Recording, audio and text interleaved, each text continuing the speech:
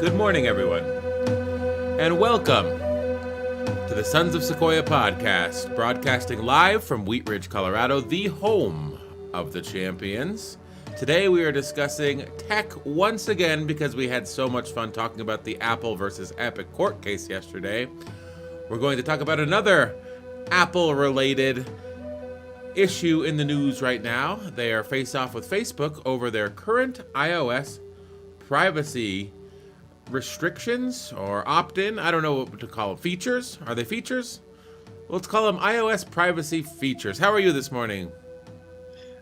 I'm doing well here. May 11th. It's a cloudy morning here in Denver, Colorado, and but it's nice and refreshing.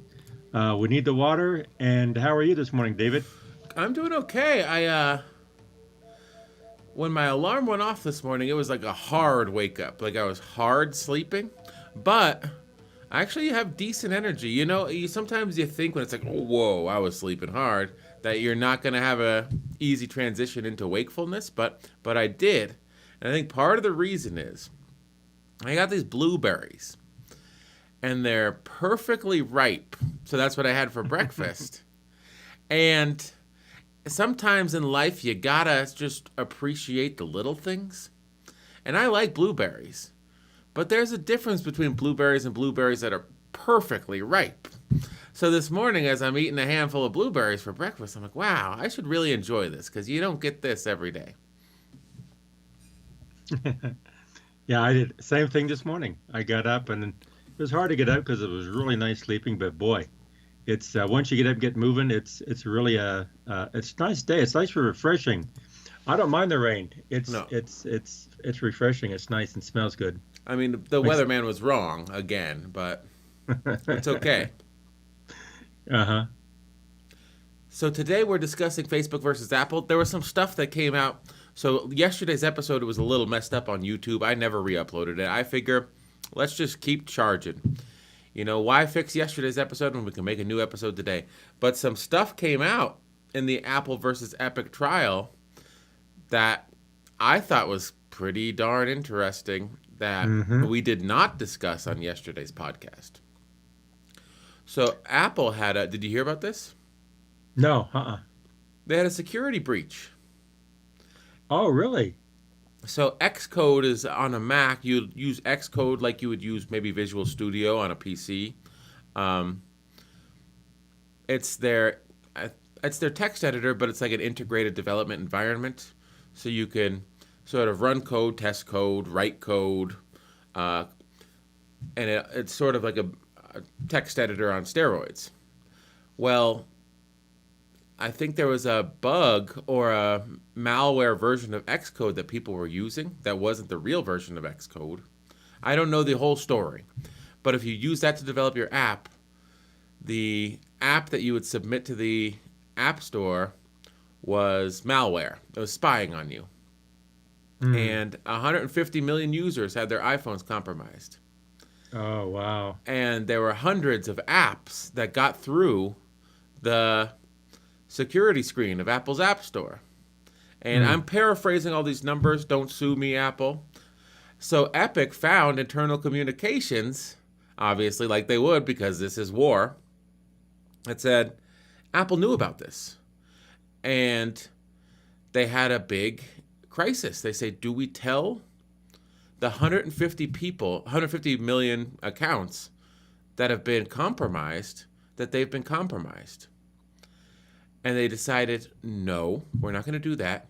We're going to post a general, vague thing on our website that says there is some malicious Xcode and we're taking care of it. If you install these apps and these versions, you may be vulnerable. And they showed the top 25 apps that were affected, even though 150 apps were affected. So they decided to keep their users in the dark. And yet they're taking 30% of Epic Games' money because they provide security for their platform. But it's true that they don't provide security, and when there's a breach, they don't tell their customers about it. That was Epic's point. Obviously, when you serve hundreds of millions or a billion people, some things are going to fall through the cracks. That's right. But when Epic finds something like that, they're not going to let it go No, because that's their ace in the hole. that's right. There's a lot at stake here. Um, and the whole reason that they have to pay Apple 30% of their money is for the security of the platform. So if they can find evidence that the platform is not necessarily, well, um, Yeah. Well, that's the other thing too is that that's the story that came out, correct? mm-hmm. Yeah. And so I'm sure Apple had a response to that, and so there's going to be their side of it, like on why they did what they did. So uh, one thing I like what we do is like, oh, okay, well that's the issue. That's the issue. But there's going to be two sides to it. We'll see what the actual situation is and um, what the case is. Yeah.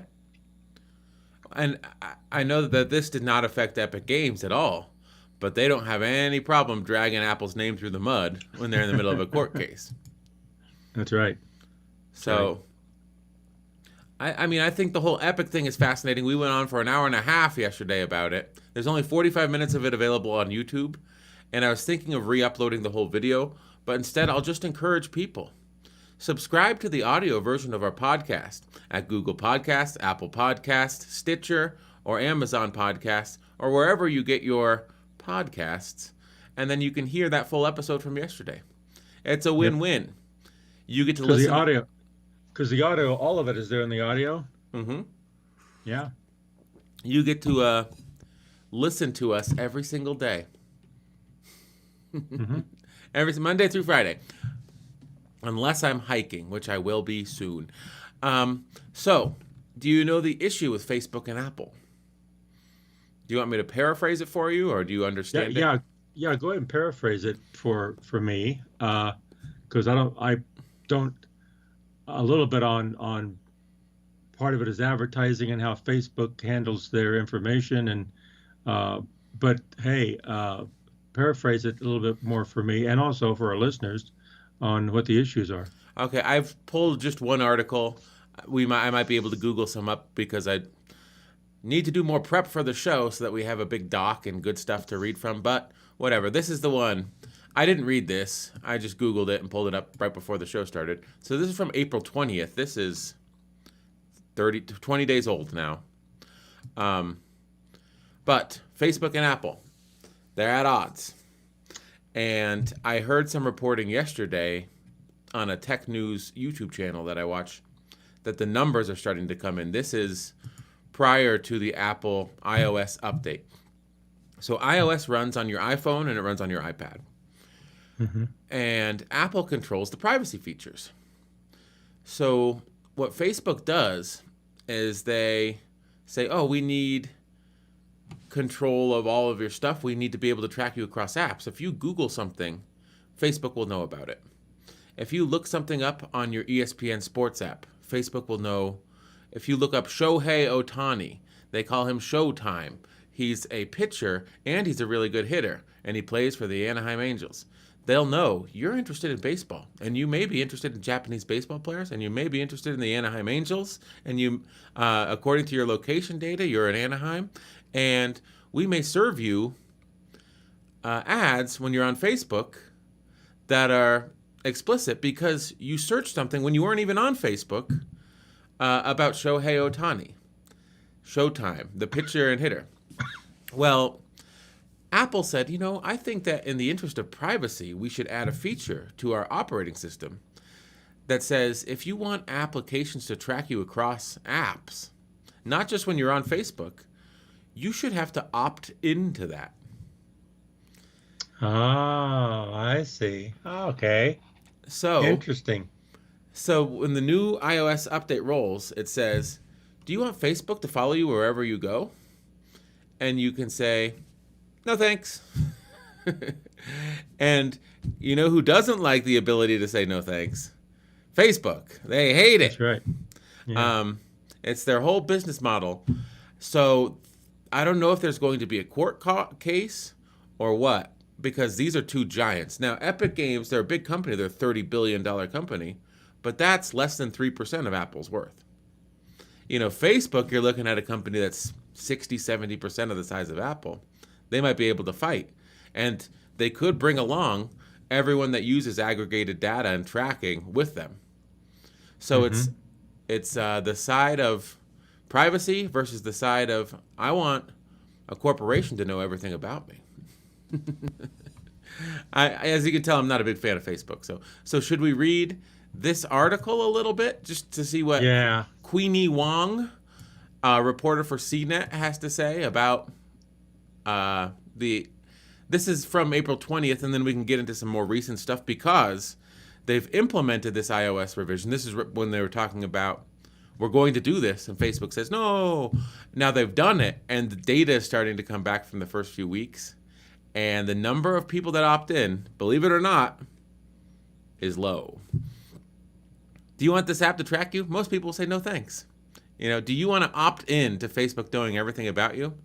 You're getting single-digit percentage of people saying, yeah, sign me up for that. Sounds great.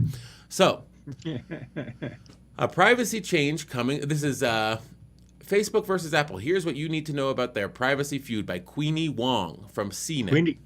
Queenie Wong. Let's see what Queenie Wong says. A privacy change coming to the software that powers Apple's popular iPhone has prompted a war of words in Silicon Valley. The iPhone maker is expected to roll out an update to his iOS 14 operating system next week that prompts you to give apps permission to track their activity across other apps and the web. That change, which Apple calls App Tracking Transparency, may seem small. Lots of apps already track our web activity through default settings we accept when we install them. Facebook, however, has been fuming about the change, which threatens the source of its $86 billion in annual revenue, targeted ads. The social network has waged a months-long campaign against Apple, running full-page ads in national newspapers and testing pop-ups inside the Facebook app that encourage users to accept its tracking. It's also alleged that Apple's changes are designed to help the iPhone maker's own business, rather than protect consumer privacy. That is an allegation that's probably true, right? Apple's changes are designed to help iPhone makers' own business rather than protect consumer privacy. Yeah, their interest is more toward the business side than the consumer side. Is that what you mean by that? Yeah, so they're saying we're doing this for privacy, and it's like it's obviously going to benefit you too. You're not just altruistically providing people with privacy and there's no benefit to your company. Yeah, sure, it screws Facebook over, but I'm sure that it gives you more control over your consumer's destiny, right? For Apple, that's how I see it. Apple may say they're doing this to help people, but the moves clearly track their competitive interests, Facebook CEO Mark Zuckerberg said. Oh, I didn't read it like Mark Zuckerberg.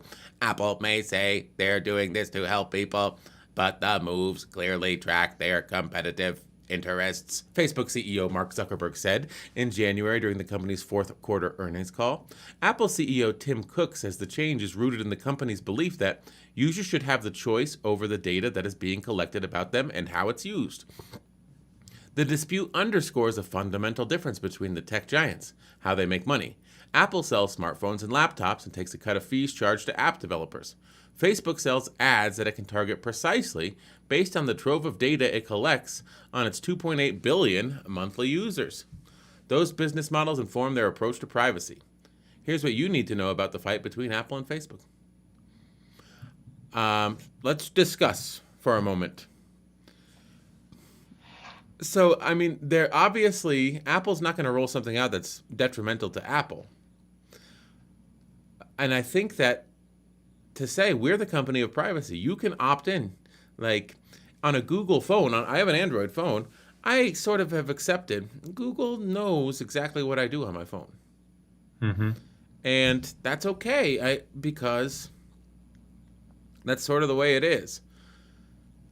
I don't have Facebook on my phone because I don't want Facebook tracking me. I don't use Facebook, period, but they seem like they have the least amount of concern for your privacy. Well, Apple can use this privacy thing to sell iPhones and to sell iPads.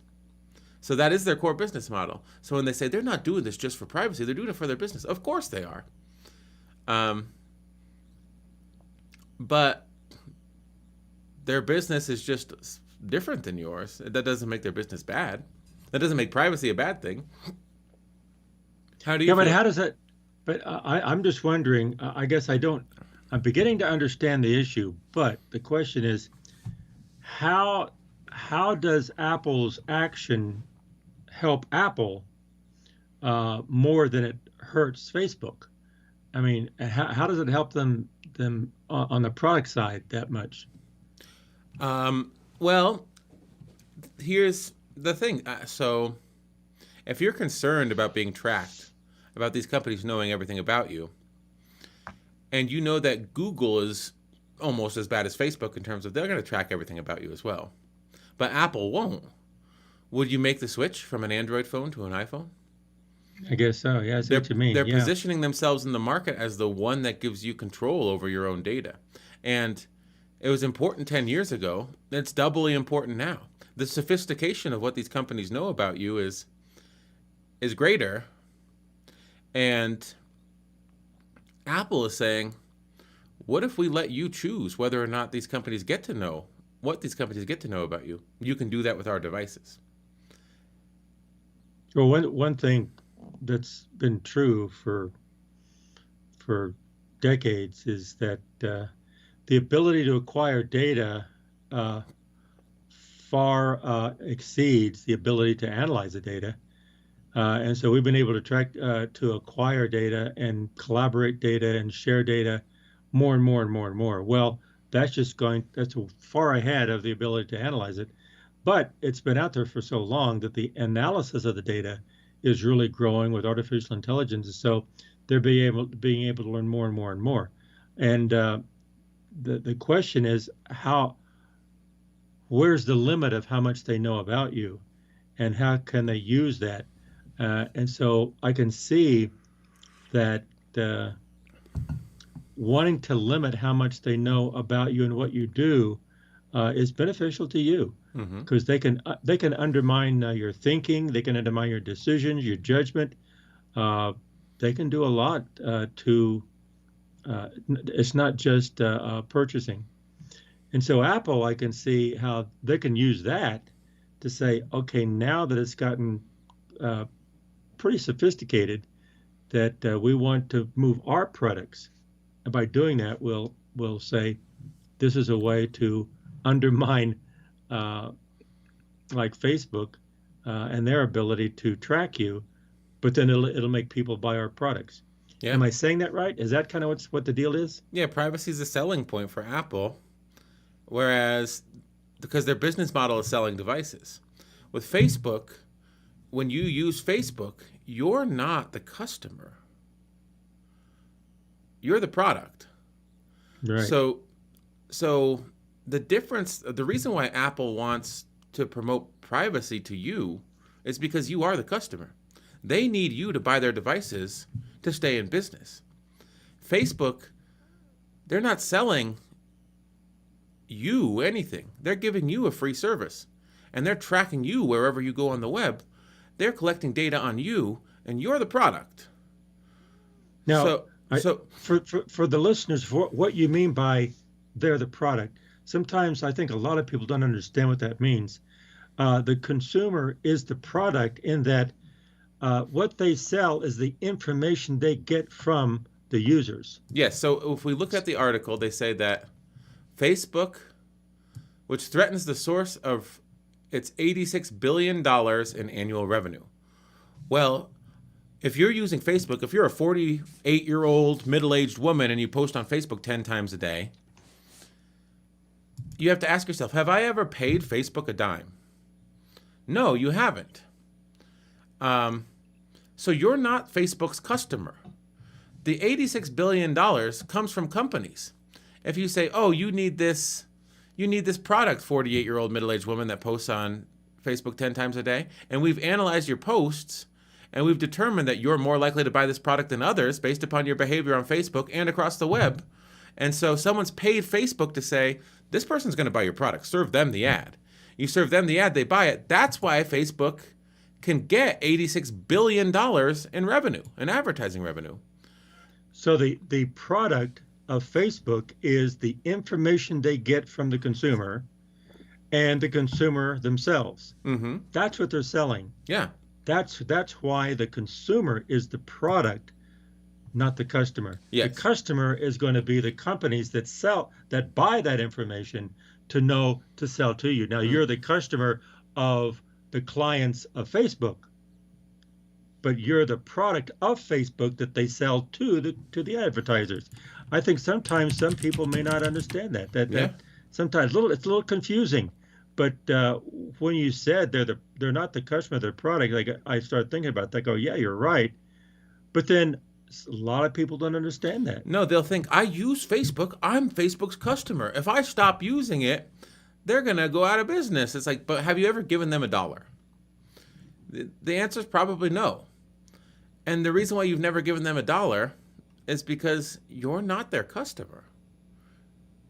Um, I think this is a good place to interject. May 4th, 2021, Signal tried to launch. Hold on, but I want to slow burn it a little bit. They tried to Okay. launch an ad campaign on Facebook and Instagram. Signal is a privacy-focused messaging company. And obviously, they're a technology company. So they make an app. It's supposed to be secure messaging or whatever. I've never used it. But they said, what if we ran ads that used the tools that are available to advertisers on Facebook and sort of turned the mirror around and showed it to the people that are looking at the ads? What would those ads look like? And this is what came up. Signal Whoa. tried to run ads on Facebook that looked like this before they got their account banned, of course. Facebook saw what they were trying to do. It's like, nope, you can't run this. Your advertising account is banned. Here we go. You got this ad because you're a newlywed Pilates instructor and you're cartoon crazy. This ad used your location to see that you're in La Jolla. You're into parenting blogs and thinking about LGBTQ adoption. That's an ad that you would have received if Signal were allowed to give. Here's some more. You got this ad because you're a K-pop loving chemical engineer. This ad used your location to see that you're in Berlin and you have a new baby and just moved and you're really feeling those pregnancy exercises lately. You got this ad because you're a teacher, but more importantly, you're a Leo and single. This ad used your location to see that you're in Moscow. You like to support sketch comedy, and this ad thinks that you do drag. Yeah, see, they could lose their job as a teacher. Well, maybe. I mean, But the point is, the more information, the more they could use it. Yeah. the point I mean, is, I think you're the gonna point use that to is, sell things. if the consumer knew what Facebook knew about them, and Facebook knows this about them, but then anyone that's willing to give them $1,000 as access to the backend API, they can pull this. They can pull this out of a hat, you know. So if Facebook knew Well, what the advertisers know about them, Right. Well, go back to those descriptions for a second. uh-huh, When you see, like on the left one, you have K-pop, Berlin, new baby, move, pregnancy exercises. The next one is teacher, Leo, single, Moscow, sketch comedy, and drag. When you have those facts, the next thing you could do is start creating a psychological profile of what these people would like, what these people would do, what these people would believe in, how they would make decisions, what types of things would they follow, what type of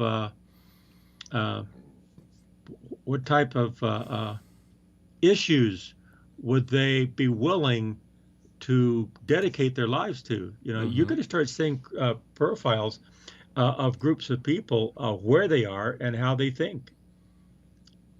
And actually in that case, that would be helpful to people trying to move in the same directions. But it's also those people are at risk of saying, okay, this is who you are. Well, I don't want you to know who I am. I want to do what I want to do, not what you think I need to do by manipulating me. mm-hmm. There's a lot more to it than just, I don't care if they know that. I'm kind of proud of that. Yeah, but how do you want them to use it? Yeah. Well, I mean, the thing is, they're using it to sell you something. So the question is it okay if everyone in the world knows that? Because anyone with $1,000 can know that. That's what Signal's trying to point out. And then Signal's also trying to point out, trying to do this ad, they got their account disabled. They said, we created a multivariant targeted ad designed to show you the personal data that Facebook collects about you and sells access to. The ad would simply display some of the information collected about the viewer, which the advertising platform uses. But Facebook was not into that idea. Facebook is more than willing to sell visibility into people's lives, unless it's to tell those people about how their data is being used. Being transparent about how ads use people's data is apparently enough to get your advertising account banned. In Facebook's world, the only acceptable usage is to hide what you're doing from your audience. So I thought that was a clever way Interesting. to Yeah. use the tools that Facebook provides their actual customers. So the thing is, your Facebook account, you're not a customer. But if you have a Facebook advertising account, you are a customer. That's their bread and butter. So you can know a lot about people. You can target very specific people because people put their whole lives on Facebook. Hmm. Well, but what I was referring to is that you can use that information to sell people things, or you can use that information to convince people to have certain ideas or actions against different issues, Mm-hmm. because you know how they think, you know how they live, which I think is dangerous. But you can do it not openly. You can do it subversively. Yeah, so I know That's the issue. the Russian government has troll farms that are used to sort of influence politics elsewhere. But have you ever heard of net neutrality? Hmm. So there was this big debate during the Trump era. The large corporations that provide internet, Comcast, Cox,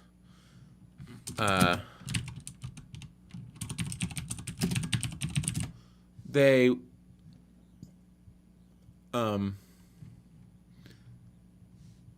they wanted to remove net neutrality, which is equal access. You can't have a tiered internet system. Hmm. Well, it turns out that in the weeks leading up to the vote, the ISPs, the internet service providers, there were 45 million comments from bot accounts at the FCC's website saying we need to remove net neutrality as a provision of the Federal Communications Commission's guidelines.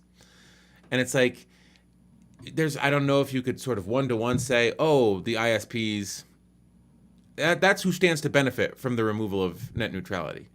So I don't know if you could prove that they paid for these 45 million comments of fake accounts, the people that aren't real, to sort of, oh, we're going to open this up to public comment on the internet. Oh, 45 million people really support the idea of the internet service providers to provide a tiered internet to them. It's like, no, there's no way that that's true. There's no way that's, 20% of Americans have weighed in on this issue and they're all in favor of big business. That just doesn't stand to reason. But that's the way it was. I can't find the actual ad. That's kind of fascinating, don't you think? Yes, it is. So it's telling. So a troll farm, we think of, Russians in a warehouse somewhere in Moscow trying to affect the outcomes of our elections. But troll farms are employed by corporations here in the U.S. trying to affect the outcome of decisions made at the executive level in U.S. government. Hmm. Yeah, but you can carry that. You can also carry that. You can think that you're carrying it to extremes, but now with the capability of like bots and the extremes are not necessarily unreachable anymore. Mm-hmm. Those extremes are reachable. You can influence how people vote. You can influence how people buy things. You can influence how people believe in certain issues. You can influence the consumers. You can influence different segments of society. You can influence the military, ex-military people to believe in things by just bombarding them. Say, oh, that must be the way it is. That's the truth. Why? Because they've heard it by 45 million people. Mm-hmm. So it is, and you can make them believe pretty much anything. And if you say it enough, uh, again, getting back to the rule of human nature, if you say anything long enough and loud enough and hear it enough times, people will begin believing it. Mm-hmm. And historically, before all of this technology, if you have a person saying it over and over and over and over again, they'll start believing it. But now you have an internet saying it's billions of times more than what a person can. Then if you have the same message bombarding a society, they're going to start believing it. Mm-hmm. And you can make them believe anything. Russia is a better system than the United States, something like that. Yeah. Or, the election was stolen. Yep. Or we need to go in and overthrow the government. Yeah. Because our United States government is evil, but our enemies are good. We're the evil one. Mm-hmm. We really don't help people. It's scary to think what you could do with this, but I think that we've seen some of the negative things that have been done with this, which I think could lead us back to, and here's another issue that I have. It leads us back to today's topic, which is Apple versus Facebook and the idea of privacy. Now, here's my question. I have a very decent phone. And they make Android phones that are top of the line that are just as good as iPhones, in my opinion. Some people may say the iPhone's the king. I have a Galaxy S series, which is basically the iPhone of the Android world. Now, that's at or near the top of Android phones you could have, the Galaxy S series. Well, the thing about Android that doesn't exist in the Apple ecosystem is it goes far deeper. So you have the iPhone and you just have there's some models now, the iPhone Pro, the iPhone Pro Max, the iPhone SE, but there's 5 models. The iPhone SE, iPhone Pro, iPhone Pro Max. There's 4 models. There are hundreds of Android phones you could purchase. And some of them are $100. $150, $200, you get into a phone. So if your choice is either you pony up the $500-$600 for an Apple phone, and then you get the privacy, does that mean that people that can't afford an iPhone aren't entitled to privacy because their only other choice is an Android phone? Do you see what I'm saying? So will that make people that are potentially more affluent not susceptible to these malicious marketing tactics, to this disinformation? I mean, I don't think that's true at all, but there's an argument to be made. There's some inequity in what your choices are based upon the market itself, right? Yeah, it's economic discrimination. The barrier is the price. There's a price point, and that price point barrier has security issues along with it. Mm-hmm. So that's just one back of the envelope argument that I don't think really holds all that much water. No. And I think that I'm biased because it's like, of course, when I look at my YouTube page, some days I fall into a rabbit hole.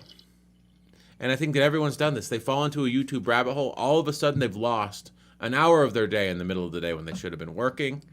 Because YouTube, the algorithm is on point. Maybe people don't think that, but I think this way. There's some days I fire up YouTube and I'm like, man, I need to start watching some other stuff so that the algorithm gets back into its groove. Because I'll fire up YouTube and there's nothing on the page I want to watch. And I know that it's YouTube's back end generating stuff they think that will keep me on the page. But most people don't.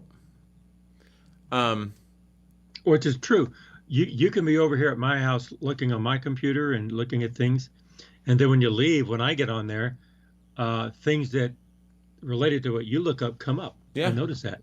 Um, so I think, oh, my YouTube's bad. I need to search a few things so the algorithm makes it cool when I open it again. Well, I used this example yesterday at around the same exact time in the podcast, but I'll say it again today. Jack Dorsey's testifying before Congress, and this congressman's like, would you agree that you guys are total liberals, that you guys just hate conservatives? And Jack Dorsey says, no, I wouldn't agree that. I would tell you right now that American politics is way less than 1% of what our platform is used for. So because you're an American politician, when you open Twitter, it's about American politics because Twitter becomes what you are. And so you see in it what you put in. But it's like the tip of the iceberg. There's this huge world that Twitter is. So when I focus on running Twitter, I focus on the whole. I don't think about, oh, this argument I had, there seemed to be more liberals than conservatives, so Twitter needs to change. It's like those people are one fraction of 1% of my user base. I'm thinking about everyone else that uses it. And I think that's the thing about social media, about apps, is that everybody uses them slightly differently. The algorithm creates a different experience for every individual. And so their idea of what an app is, if you and I go out and we watch a movie, if we watch Avengers Endgame, we'll have seen the same movie. Now, if we watch the internet, the social media version of Avengers Endgame, there might be more screen time for the characters that we like, or things that we don't want to deal with, like our favorite characters dying. They may choose someone else to die in their place. And then we come out of it having seen two different movies. But they were both called Avengers Endgame. That's the way Facebook is for you and me. That's the way YouTube is for you and me. That's correct. That's right. So it's difficult to sort of have a conversation about social media because it's something different for everyone that uses it. That's an extremely good point, and I don't know. I think that point should be made every single time we talk about this area. Yeah, to say I understand Twitter because I've spent 20 hours a week on Twitter, getting angry and arguing with people. And it's like, yes, but some people spend 20 hours a week on Twitter not doing that. That's right. And arguing the opposite, probably the opposite issue. Or they're stand-up comedians and they make stupid jokes, and then people engage with them, and they sort of, and there's nothing political about it. Yeah. Or that's an extremely good point, David. So just because you use Twitter doesn't mean you know what Twitter's all about. You know what Twitter's all about for you. Same with Facebook, same with YouTube, same with Instagram, any social media. Should we get back to the article just to sort of have a lodestone? Sure. Okay, I got the basic idea, but would you go back to the beginning? That's what the lady's saying. What's her name? Sunny? Queenie Wong. Queenie Wong. So now we're getting the explain like I'm 5 version. Sure, Good. It's complicated and it's been a slow boil. Apple said that its annual developers conference in June that it would introduce a feature into iOS that required users to give apps permission to track them across various apps and websites. Like we've said, this is a common practice, but users are often unaware of it because it's buried in the terms of service or privacy policy, and nobody reads those. With the iOS update, iPhone users will see a pop-up that explicitly says an app wants to track them. App developers can use this pop-up to explain how user data will be used. Facebook, for example, uses this data to show people personalized ads. The pop-up will also give users a chance to opt out of tracking. Many probably will, and there's some numbers. We'll get into that after we read this. Tracking refers to the act of linking user or device data collected from your app with user or device data collected from other companies' apps, websites, or offline properties for targeted advertising or advertising measurement purposes. Tracking also refers to sharing user or device data with data brokers. Apple explained to developers in a blog post about the updates. So that's the how could this change effect be? Depends on how often you look at advertisements. If you don't deal with them very often, you probably won't notice much of a change by opting out of the tracking. If you rely on Facebook's advertising to direct you to services and products you buy, expect the ads you see to be less relevant if you opt out. The prompt will also give you a sense of which apps are tracking you across other apps and websites to serve you ads. Facebook was clearly unhappy with Apple. And the company made that known publicly. The social network ran full-page newspaper ads in the Wall Street Journals, and the New York Times, and the Washington Post, arguing that Apple's update will harm small businesses and consumers. The social network's claims have been challenged by academics. Interesting. The social network's claims that this will hurt small business. Academics say, oh, we ran the numbers, and that's not true. The social network also launched a website where small businesses could share their stories. The page includes videos from small business owners who support personalized ads and encourages others to tell their story by using Speak Up for Small hashtag. Many of these small businesses say they rely on social media ads to attract customers. Facebook's arguments also reflect its own interest in the effects of the change, which will surely weigh on its revenue. During its fourth quarter earnings call, Zuckerberg repeatedly revisited the topic and complained about Apple.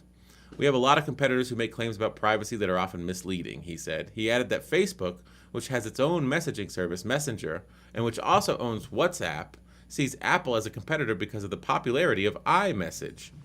Dan Levy, who runs Facebook's ad business, said in a blog post that Apple's policy change is about profit, not privacy. He said the iOS change would force some apps to turn into in-app purchases and subscription fees, from which Apple can take a cut of up to 30%. We talked about that yesterday. Yeah.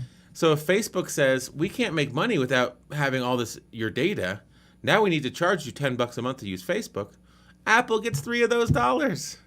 I love it. Good job, Apple. I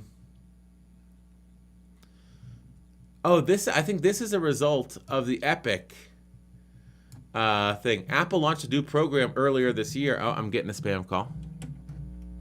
Bear with me. To reduce the commission to 15% for small businesses with revenues up to $1 million per year. Good for them. Do you have a staff of 10? Do you have a staff of 20? Well, if you make $1,001,001,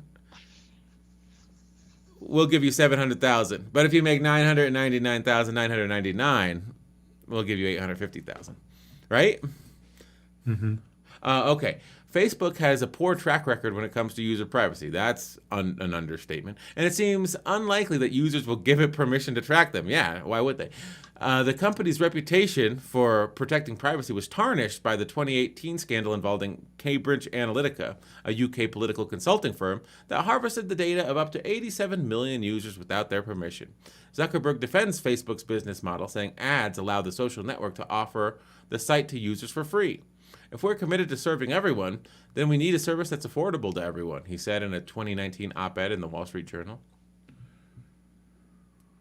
Yeah, well, that's Apple's business model. That's Facebook's business model. I mean, Facebook's business model. That's their whole business model. Yeah. What's Apple's argument? Apple says its changes give users more control over their data and transparency into what is collected. If a business is built on misleading users, on data exploitation, on choices that are no choices at all, it does not deserve our praise, Cook said during a speech last month in a thinly veiled jab at Facebook. It deserves reform. The view isn't new. In the wake of the Cambridge Analytica scandal, Cook told tech journalist Kara Swisher and MSNBC's Chris Hayes that if our customer was our product, we could make a ton of money. We've elected not to do that. Interesting. That's the language I was using. Now, so who said this? This is Tim Cook, the CEO of Apple, who Donald Trump famously referred to as Tim Apple.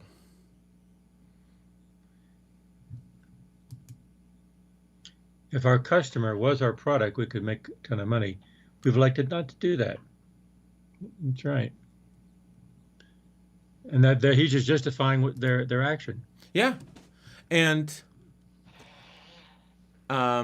their customer is their customer. Their customer is not their product. So they want people to buy iPhones and iPads and Macs and AirPods.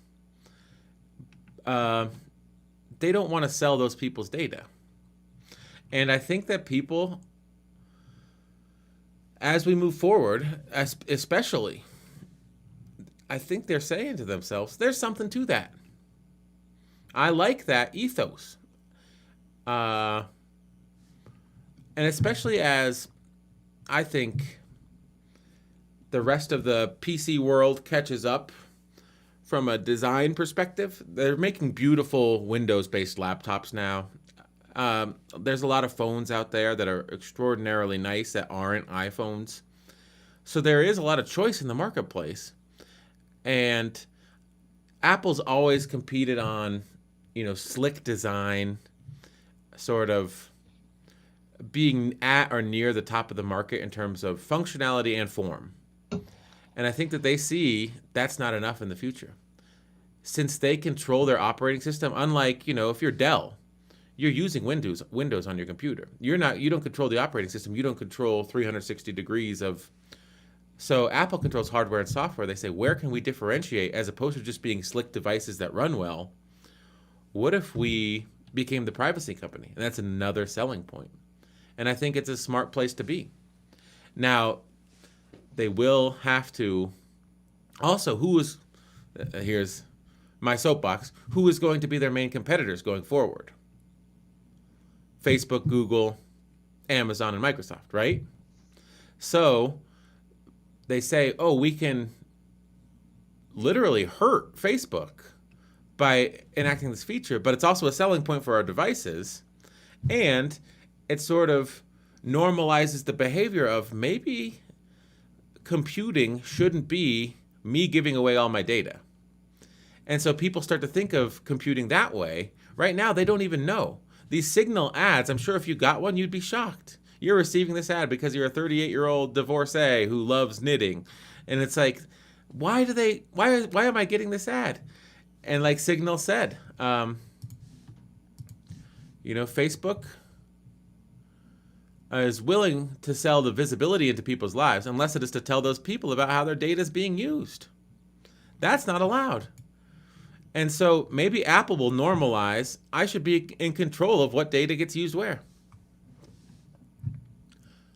Well, I'm just sitting here thinking, I've mentioned this in my classes, and I've had a lot of young people say, well, I don't mind them knowing what I like the advertisement. I don't mind them knowing what I say. And when I think about that, I says, no, wait a minute.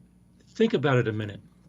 When you're talking to someone in a company, in a conversation around the water cooler, what if there's a microphone there that piped that to where everybody in the company heard exactly what you were saying? Mm-hmm. Would that change your conversation? Oh, yeah.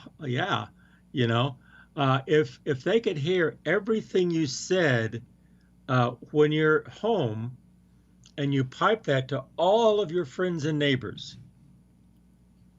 would you want that?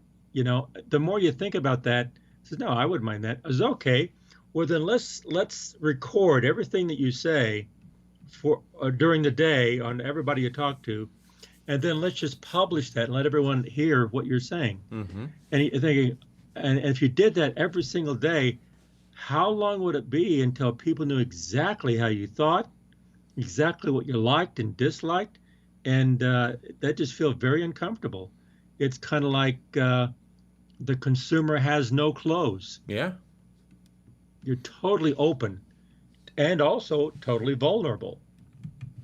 And the more you think of it, at first you think, well, I don't mind them. I like to buy, widgets. I like red widgets, Mm-hmm. It says, it's much more than that. It's much more than that. And I think once you start thinking about it says, yeah. And the thing, the example that you gave there about the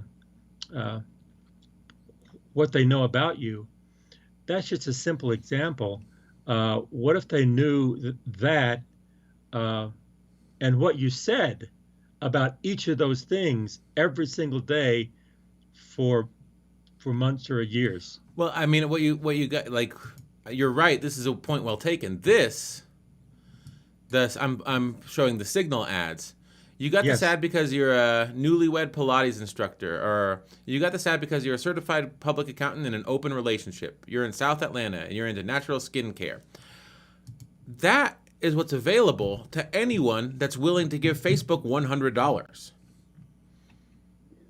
Um, what do you think Facebook has? Do you know what I mean? They're not sort Hmm. of opening the entire war chest of data. They're, giving you bits and pieces if you're a customer. But I'm sure what they have is far more robust.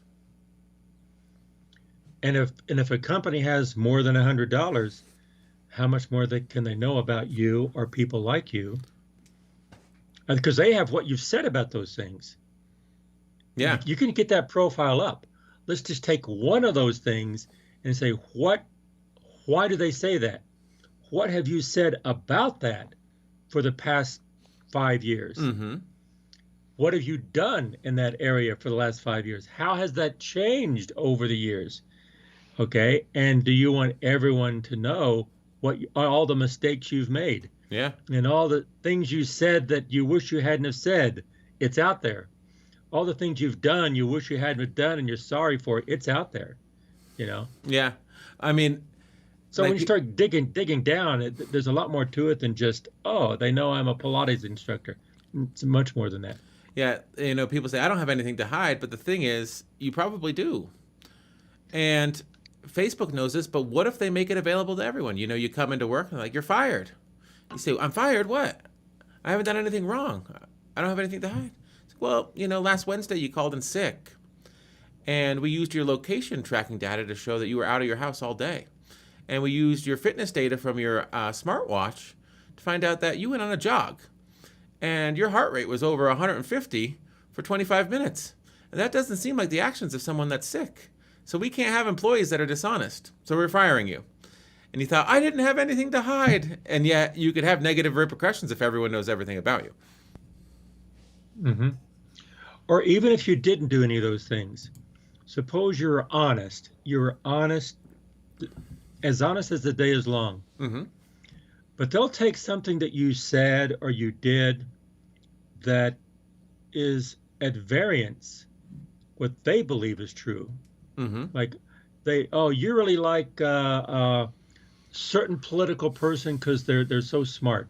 Says, oh yeah, but that person said this and this and this, so you like that, Mm-hmm. Says, no, I didn't say that. Yeah, but you like that person, and that political person did this over here. So I didn't know they did that. Yeah, but you like that, so they can start building things against you and say all of a sudden you're fired because you believe in this over here. No, I don't. Says, no, yes you do, because we have evidence here that you believe this political person, that political person. See what I'm getting at? It Yeah. could just be so misused when you have all that information, because not only can the information be used strategically, that information can be misused, misconstrued. Mm-hmm. So it's a big problem. I think that happens a lot too. People will say something and I'll read it and I'll be like, okay, I mean, they have a point. And the internet will come down hard on him. This guy's the worst person in the world. And it's like, well, there's a lot of people out there that are saying things that are a lot worse and more problematic. But it's just sort of like the piling on effect, like in the moment. And people take the least generous interpretation of the context, Yeah, and you might have a meaning. I wish I had a good example of this, but you might say something and you mean something by that, and something very honest and very correct. But the implication could be negative. It says, no, I don't believe in that. You might use an analogy. Okay. Mm-hmm. When it rains, it pours. Oh, so you don't want rain. So you want all of our, so you don't like rain? Oh, if you don't like rain, then you're against the water board. If you're against the water board, the farmers need that water, so you're against all the farmers. Mm-hmm. So all the farmers should not vote for you for the next election because you hate farmers. Yeah. You hate farmers. You hate farmers. You hate farmers. No. And the head of the water board is a gay Latino. So you hate gays and Latinos as well. That's right. And it's it just keeps going and keeps going and keeps going. Now, this is pretty dramatic and drastic, but no, it's not. Just look at the internet on what people say about other people. Well, I think what we're doing is it's a fallacy. It's the slippery slope fallacy. And so it doesn't stand to logic in an argument. The slippery slope fallacy. But it will stand to hordes of people making judgments. You see what I'm saying? People, human nature believes in fallacies. Yeah, because they fallacies are very effective with people socially. Mm-hmm. I mean, Fox News is based upon fallacies.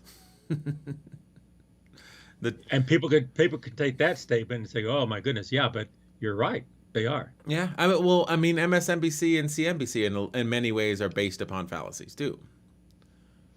Some more than others, and some with different shades. But yeah, they all have. They all commit different informal fallacies if you start analyzing them. Yeah. I mean, why? Because they're effective. They're effective.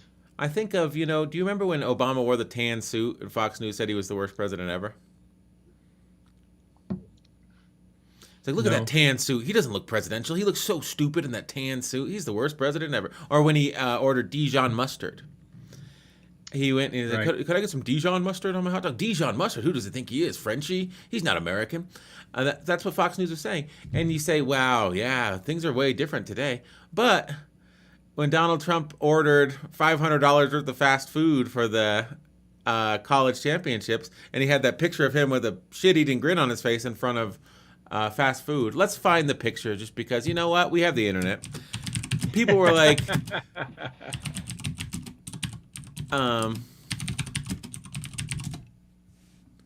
where is the picture? Because there's got to be a picture, right? Yeah, okay. Of course there is. I remember this. So of course there is. Of course you can find it, David. You can find anything. Here we go. There he is. Oh my goodness. Oh wow. He had the college football champions, and he bought them all fast food.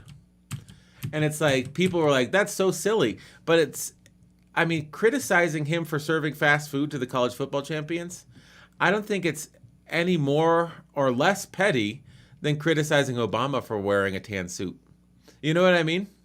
Yeah. It's optics, and there's no policy implication to this. And he's supporting an American business. I see Wendy's, I see McDonald's. Those are American companies. It's like he's buying food from American companies and serving it to a football team. People are like, look at this. This is disgraceful. But it's like, is it really disgraceful? Is this the thing that we want to sort of key off of? Like, yeah, it's weird. Filet of fish, quarter pounder. It's weird, but I don't see any malice in it. Do you know what I mean? Yeah. Yeah. So yeah, but people will run with that and just have. Well, what we've seen we're getting a little bit off the subject, but it's not totally off the subject. Is that the more you know about people, the more you know about groups of people or even individuals, the more you can take that information and use it in different ways. Mm-hmm. And people will use it in different ways. So information is not just information. Information is sensitive. It's very sensitive. I guess what I'm saying is there was a desire to keep people enraged at Trump for everything he did. Because I think that the business model, especially of a network like MSNBC, it was tied to you constantly being enraged. Well, on some days, he would do stuff that maybe wouldn't enrage you, but they'd say, look at him in front of all this fast food. You should be just as enraged by this as you should by his border policy. And it's like, those are fundamentally different things with fundamentally different consequences in the public sphere. But it's sort of like everything gets equated to that. It all gets ramped up to that. And I think that's what we're sort of talking about with, the fact that your data is a permanent record. Everything we say on this podcast, someone could take a quote out of context and say, look into these 4 words that you said. You said, the head of a water board is a gay Latino, so you hate gay Latinos. And it's like, why did you say that? And it's like, well, we were making an analogy. And it's like, you sort of cut off the first part of the analogy. It's like, nope, you hate gay Latinos. It's like, no, that's not what I said, and we could go back in this episode and take something out of context. And it's like, no, like we were making an analogy. And it's like, well, it's a bad analogy. You should never get to work again because you made that analogy. And that's the way things are going, right? But that's right. Yeah. but people move on. I do think that it becomes, if something's problematic, people sort of forget about it. They can only stay outraged about a certain amount of things for a certain amount of time. You know what I mean? Yeah, actually, we can hypothesize and say prognosticate where is this going?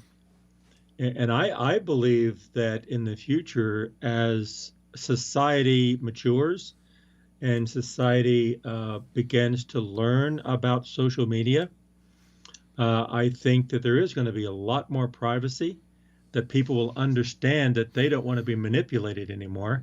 They don't want to be misquoted. They don't want to uh, be part of something that they don't want to be part of. And so what's going to happen in the future is that we will control what is said and what is not said, and who we're saying it to. In other words, do you want to talk when you talk to your best friend about your boyfriend, okay? Do you want that same conversation to be told to a stranger? No, you don't. You will not. You wouldn't do that. Mm-hmm. But it's being done now. It can be done now. Yeah. And so that capability is going to start being limited in the future, that you're like 10, 15, 20, 50 years from now, that you will limit what you say. And it's going to go back to what people begin to realize, that that's way too much power over society. Well, I mean, Signal too. Um, their whole thing is the messages you send to people. It's a messaging app like iMessage or Facebook Messenger or WhatsApp, which are companies owned by the two companies in question that we're supposed to be talking about today, except for the only thing is there's no logs and it's all encrypted. So it goes from device to device and no one else sees it. It doesn't go through a centralized server. I think that's what Signal is. You could correct me if I'm wrong in the comments below, everyone on YouTube. Interesting. So it's a person-to-person messaging platform that's encrypted. And there's a market for this. There's a reason why Signal exists, because people are starting to realize maybe I don't want all my messages to go through Apple servers. Maybe I don't want all my messages to go through Facebook servers. And they parse that data, especially Facebook, and use it to advertise to me. Shall we finish the article, though, because we're at an hour? Yeah, let's finish it. Is Facebook overreacting? There's just one more paragraph. It depends on who you ask. Facebook says in a blog post that without personalized ads powered by their own data, small businesses could see a cut of over 60% of website sales from ads. Harvard Business Review says Facebook's findings are, quote, misleading, and suggests that the impact will be modest. These customers would have generated high revenues anyway, the review found. That's why they were targeted in the first place. So it would be a mistake to conclude that these customers spent more because of personalized ads. Cook has also pointed out that Facebook can still track users. It just needs to get their permission first. Facebook isn't alone in cautioning the changes that could harm their ad sales. Snapchat expressed support for Apple's changes, but CFO Derek Anderson said during its earnings call that the change represents a risk of interruption to demand for advertising. Twitter suggested in its fourth quarter shareholder letter that the changes could have a modest impact on its performance, but didn't elaborate.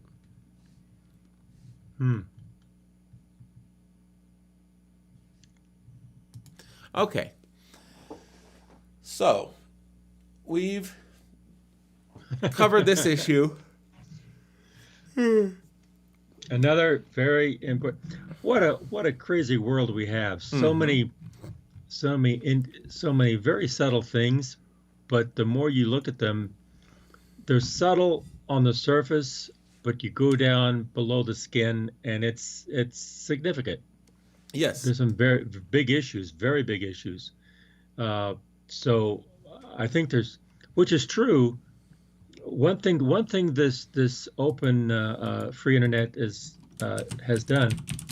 It opens up knowledge of things and visibility of things that we didn't know before, and it requires a responsibility to start thinking about the legitimacy of using this information. Mm-hmm. I think it's it's interesting, and I think everyone needs to start thinking about a lot of these issues. So I don't have the numbers. I'm going to paraphrase them. They may not be right. But I saw a video yesterday about this, and this is what inspired me to do this today. Opt-in numbers. People opting into all tracking, 15%. Oh, yeah. 15% worldwide. In the United States, that number's 6%. So, and if I had an iPhone, I would opt out of personalized tracking. The thing is, my interaction with an application should be the extent of their reach. I don't think they should track me when I switch applications and go to my browser. I don't think they should track me when I use my health app. I don't think they should track me when I make calls, when I message someone with my SMS text message. And they don't think that you should have the option to say, no, you can't do that. And that's kind of scary, right? That's what this is about. And that's the final word from, it's kind of like a screw you, Facebook. But let's go back to the article. This last line. Tim Cook, CEO of Apple, has also pointed out that Facebook can still track users. It just needs to get their permission. And I think that Zuckerberg and Facebook's argument is like, but who would consent to this much invasion of privacy? Like, you'd be insane. It has to be default. If it's not default, people won't accept it. And it's like, well, maybe that's a problem, right? Maybe that's the whole reason Apple's doing this. How different is this from like paparazzi invading celebrities' lives too much? Is that similar? No. But if a paparazzi was your hungover celebrity, you were at the clubs all night, you go to Dunkin' Donuts, there's a bunch of pictures of Ben Affleck at Dunkin' Donuts. Let's pull one up, why don't we? No, but what if a paparazzi somehow plants gets information that you don't want, and they just publicize it, or they sell it to people. Well, what if Dunkin' Donuts takes some of these unflattering pictures of Ben Affleck, and then the paparazzi says, listen, Ben, for me to publish these, for me to sell these to a newspaper, you have to opt in. You have to consent for me to sell these to TMZ or, the Hollywood Reporter. And Ben says, okay, I don't give you my consent. The paparazzi will say, this policy of having to get consent to publish these things sucks. And that's who Facebook is. They are the paparazzi. So I guess there's sort of an analogy there, right? Is that what you were thinking of in terms of the analogy? Yeah, exactly. Or what if the paparazzi start taking unflattering pictures and actually recording what they're saying somehow, and the celebrity doesn't even know it? What if they take pictures through the window inside their house? Yeah. Through the window inside their bedroom. And they start publishing them, so no, wait a minute, they really should get permission before they can publish pictures or information that they have, that type of thing. So it's when you start framing it different ways, you begin realizing, wait a minute, this is an issue. It's a bigger issue than we thought. Yeah. The privacy debate, obviously, Apple is on the side of selling devices. I think they see this as their competitive advantage. And I believe that it's true because when you look at your alternatives, the other alternative, especially on iOS, because this is an iOS feature, it's for the iPhone and the iPad, basically. The only other alternative is Android. And Android is made by Google, and Google's model is very similar to Facebook's. So, in terms of especially handsets, your smartphones and tablets, Apple has the ability, they're the only other person that has a viable operating system. And they're the only other person who could roll out changes like this, as opposed to it's them or Google. And Google's not going to limit cross-app tracking because that's how Google makes their bread and butter. Because they're not making the handsets. I have a Samsung handset. It's running Android. Well, it doesn't behoove Google to say, let's cut off our nose to spite our face and limit our advertising revenue, because that's how they make their money. So the operating system for Android is made by a company that relies on advertising revenue, whereas the operating system for iOS isn't. Apple's not dependent upon advertising revenue. So they are uniquely positioned in the market to be the privacy people. And that may end up being a selling point for their devices. Well, before we go, let me bring up another issue, which is a tangent, which is not this issue, but it makes me think of another issue that we could actually talk about on another podcast. And that is the 15% who opted out. No. The 15% versus 6% in the United States. 15% opted in. Opted in worldwide. The 6% in the United States opted in the United States. Yes, Okay, 6, not 60. Did he say 6? I mean 6. Yeah. 6% in the United States, 15% worldwide. So just that alone, saying, okay, what is the cause and effect of that?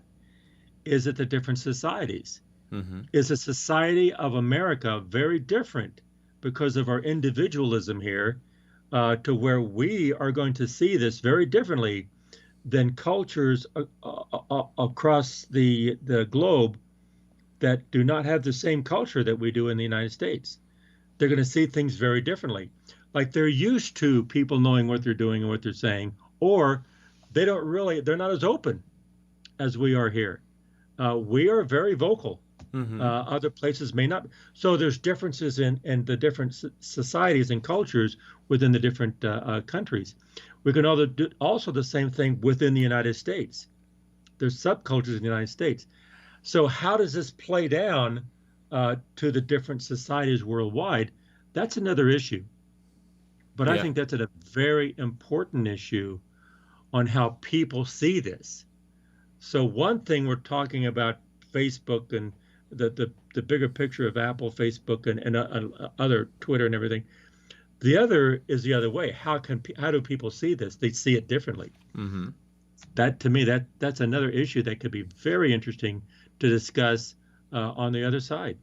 Yeah, but I mean, it's true that more than double the amount of people worldwide are opting in, but it's still a very low number. I think that people sort of have this idea that letting Facebook know everything about you is probably not the best idea. And the only reason that they've allowed Facebook to know everything about them is because they didn't have the opportunity to shut it off. Now that they do, 85% of people worldwide and 94% of people in America are taking that opportunity.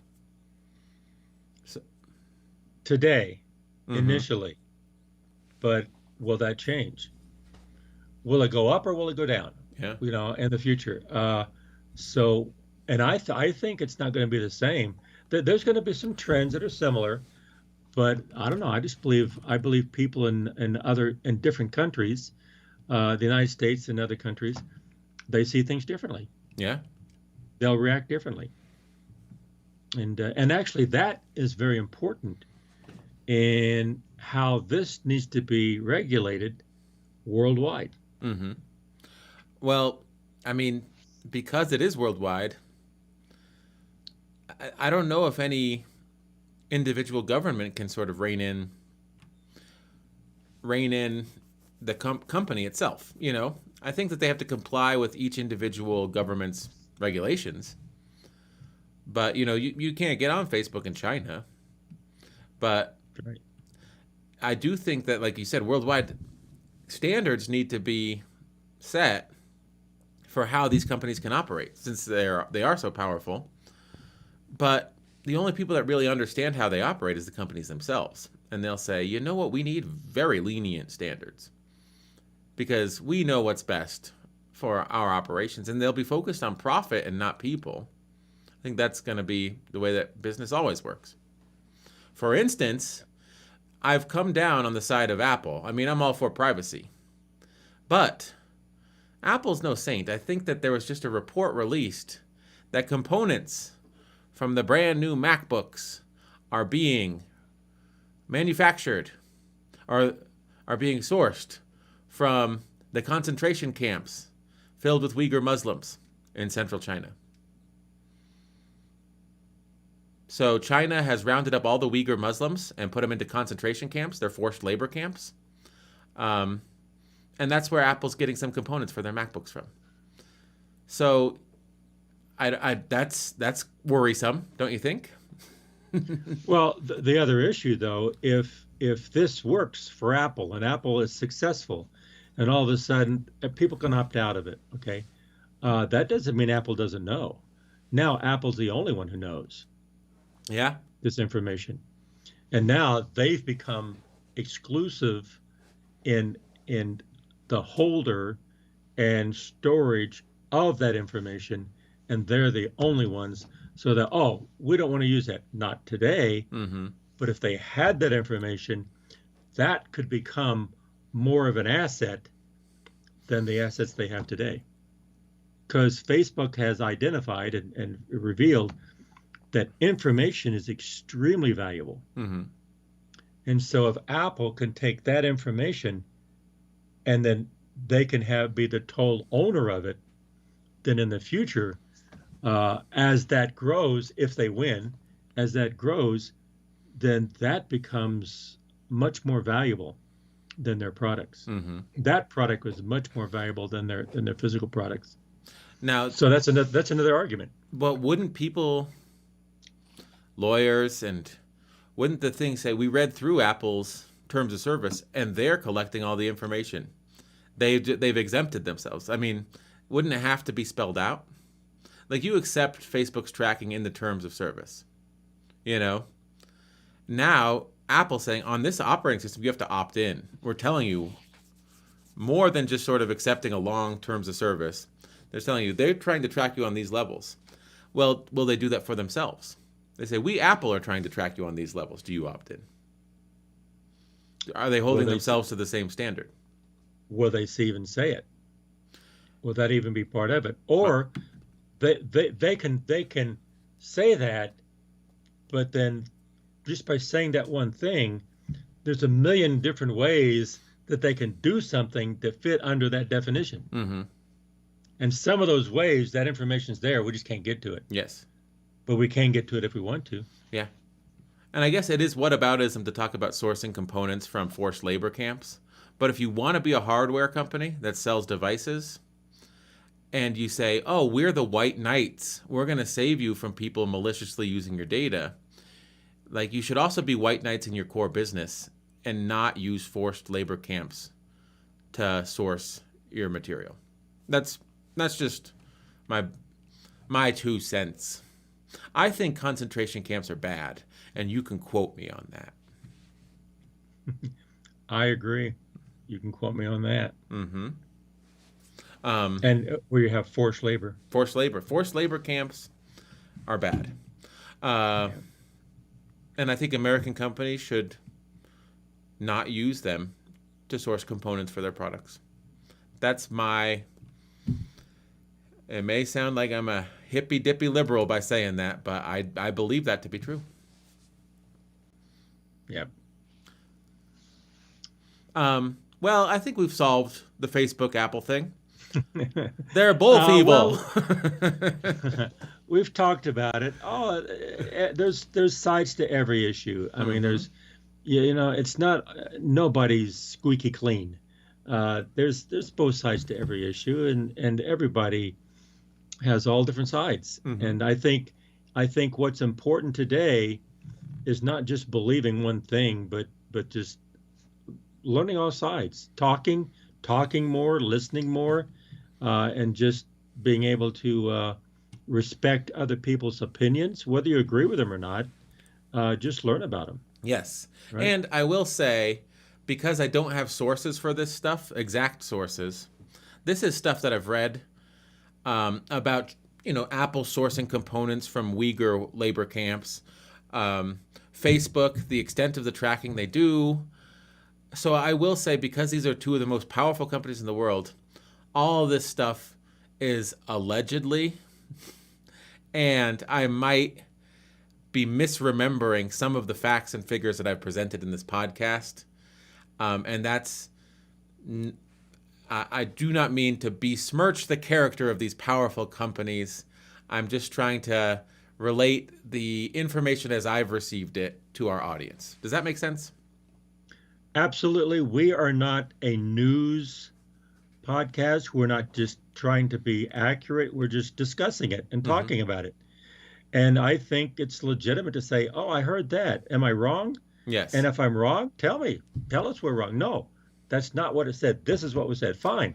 I misquoted. I'm sorry. Yes. And we're talking about it. I read an article, and my numbers might be wrong. I read an article that Apple's sourcing stuff from these labor camps. That article may have been wrong, and I don't have an exact citation, but I'm not saying that they're doing that. I'm saying if they're doing that, they should knock it off. That's what I'm saying. Good. And Good. Because I know that people speak with certitude. Oh, Apple, they just use labor camps to make their products. And it's like, I don't know that to be true. I've never been there. I've never been to the Foxconn factory in Shenzhen and seen iPhones being assembled. I don't know. So I'm not going to speak authoritatively about it. And I think that is one problem we have today. You get a little piece of information. Oh, Uyghur labor camps are making Apple computers. Whether or not that's true, you run with that. They're the bad guy. Buy a Windows computer, because at least they're not using the... And it's like, well, they may be. Did you look into their supply chain as well, So I think that one problem that we have, and we always try to discuss, you can have opinions, but if you're not certain of the facts, that's not the hill you necessarily want to die on, right? So always sort of be open to the fact that you may not have all the facts, you may not have all the information, and some of your information may be faulty. Don't take it as the gospel truth just because you read it on some article somewhere. That's just, I guess what I'm saying is, when you discuss stuff like this, it's easy to get worked up. But there's no way that we have all the knowledge, right? Also, when you talk about things, you're going to have opinions, and sometimes you're wrong. Sometimes I'm wrong. Sometimes you're wrong. Mm-hmm. And I think it's not a sign of weakness to be wrong and then admit it. I think it's a sign of integrity. Wait a minute, I said that and I thought it was right, but it was wrong. Admit it. Mm-hmm. I think people have to say, okay, I was wrong, and then you repent. Repentance means that you recognize it's wrong. I'm not going to keep saying it. Yes. I'm not going to double down on what's wrong. I'm not going to do that, moving away from that and trying to say what's right. Mm-hmm. And I think in our country, with our leaders, they keep saying things that's wrong. It says, wait a minute, there's nothing wrong. Actually, it's admirable, and it's a sign of integrity to say, I said something wrong. I apologize. That's wrong. I'm turning away from that. I'm moving in this direction. That's right. Mm-hmm. And I'm going to say that, and we say that here. I think that message needs to be out there in the world too. And I think before we close, I'd like to just say one more thing about these two giant corporations who I said they're both evil. That was my big takeaway. I don't necessarily mean that. So Apple and Facebook, they've done things that are wrong, both of them. And they've done a lot that's right. Apple has created devices that have connected people. They've empowered creators. They've allowed the world to become more connected. They've put a pro-level camera in your pocket, and they've invented very easy-to-use tools that have allowed people to sort of connect. Facebook, same thing. They've built a platform that allows people to, in the pandemic, I'm sure people saw their grandchild for the first time because of a platform like Facebook that's easy to use, where you can connect with people. Someone sort of knows the internet through Facebook. It brings together communities not just of kooky right-wing Capitol stormers. It brings communities of bread bakers and communities of figurine collectors together. And it's a tip of the iceberg type situation. What you end up focusing on is the bad. But Facebook has done a lot to bring people together as well. And if there's a wholesome story that comes out of Facebook, like figurine collectors get together and 95-year-old lady with the world's biggest collection of figurines sort of finds community, and in her final days, she gives away all of her figurines to her friends that she made in the Facebook figurine collecting group. That usually doesn't get reported as much as, these crazy psychos did something crazy and they organized on Facebook. But there's a good side to Facebook as well. And it, like, a lot of times these things, they are platforms, and good people will use them for good and bad people will use them for bad. And we sort of blame the bad on Facebook, and we sort of see the good, we attribute it to the people that are good. So they get blamed for the bad, but they don't get credit for the good. Yeah, very well said, David. Very well said. And it's not just good or bad. There's always shades in there. Mm-hmm. And but that's why you always need to talk. Bring it out in the open. Have an open discussion. Go back and forth. Listen to the other person. Understand what they're saying as best you can.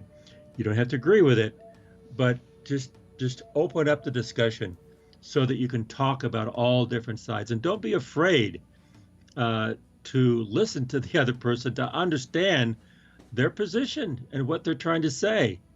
But it has to be reciprocal too. They understand what you're saying. And you might agree to disagree, but at least you know what the issues are. And it's not just one size fits all. There's where the problem comes. Mm-hmm. Actually, that's what our country is based on: democracy and openness and free press and people to say things. But and other closed societies, to me, that's dangerous, very dangerous. And that's why it's important. That's why we, here at the Sons of Sequoia podcast, let's just talk about all sides of the issue. Mm-hmm. And we have the music playing. Oh, you do? Yep. And I think that, you already said it, but you could say it again.